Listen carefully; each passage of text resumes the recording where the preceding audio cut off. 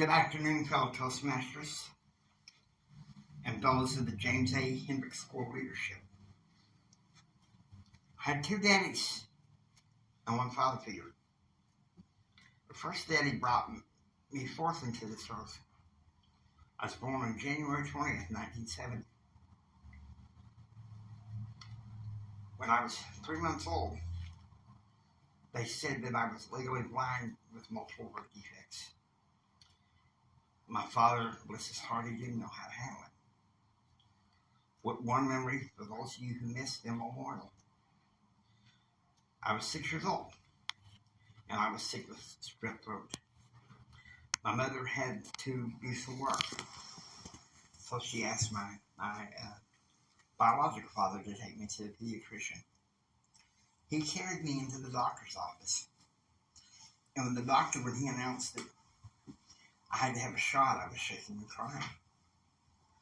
And Dad whispered in my ears, holding me close in his arms. He says, "James, son, I know you're scared of needles, but listen to me.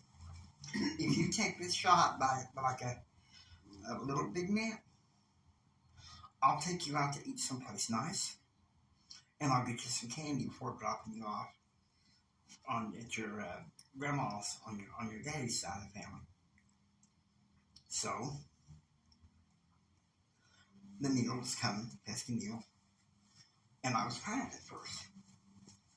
And Dad whispered in my ear, "Remember what I said? Take it like a big man. Before you know it, the shot was over." He pats me on the back. He says, "Good job." He said, "Come on, let me get you something to eat." I'll never forget that as long as I live. It's a precious memory. Another memory, much later in adulthood. When I was 14 years old, there was some trauma, and I decided to stop speaking to him. But 16 years later, my Uncle Bob calls me and says, "Your dad's in the VA hospital in Big Spring. He may be dying, but you need to go and reconcile." So I went and reconciled. Dad told me that he had remorse for what happened in his marriage to Mom. We were comparing notes about our divorces, and Dad said, "There's one difference, one word, son: responsibility. Take responsibility for what you did in your life, and the rest will go okay. And stay close to Jesus and the Word of God." Now, enter Daddy number two. Daddy number one was James Anthony Hendrick Sr. That's how I have his namesake. Daddy number two was Hank Seibold, Seibold. Now, that man was tough. Whereas Daddy number one served in the Air Force behind the scenes in a chemical lab. Daddy number two was in the 101st Airborne Motor Pool during the Vietnam War. Actually going to Vietnam. I have respect for both men. My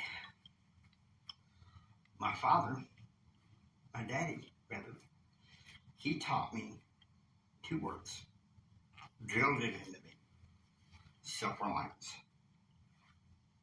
Now, boy, don't you be going around asking for a bunch of favors. All right? You be your own man. Take charge of your life. I don't want to hear no complaint about it either. And that's how it was. I live by that code. Some friends say, "Jimmy, that's idiotic."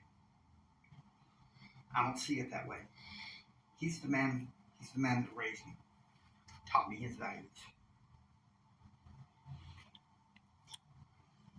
Now, Daddy number one and Daddy number two knew each other.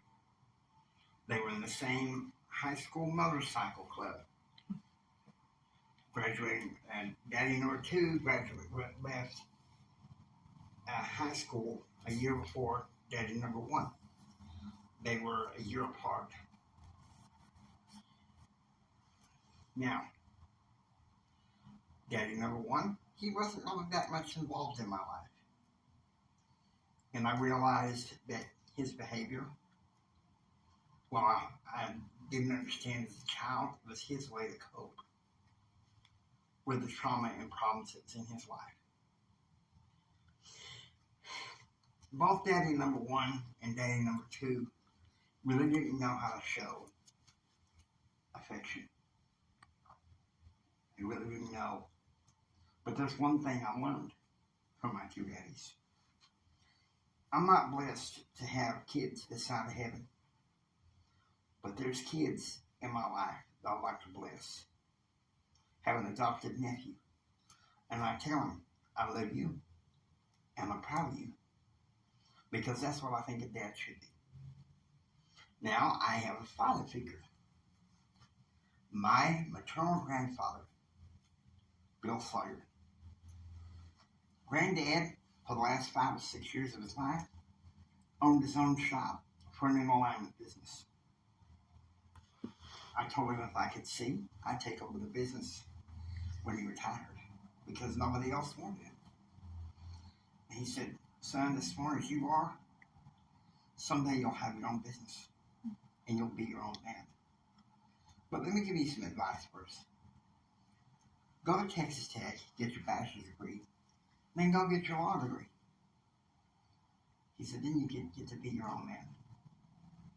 He said, just remember this, son. I love you, and I'm proud of you. I think of the 3 father figures in my life, he's the one I sat and talked with the most. Almost every weekend I could be, I was at my grandparents' house.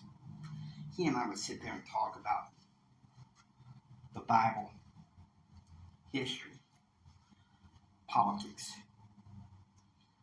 I remember the last 6 years of his life, he worried about the state of the American Republic.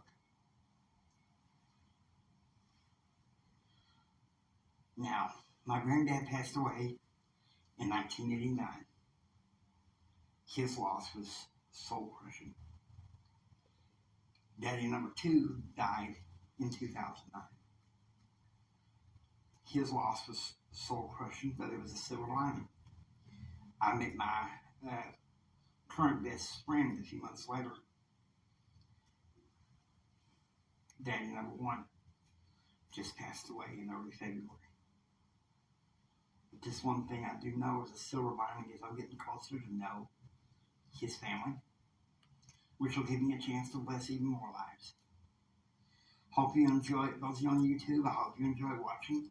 Please subscribe. And until next time, keep up your hope. Keep up your faith. I say this every day. I need to self-soothe. Jesus saves and I'm okay.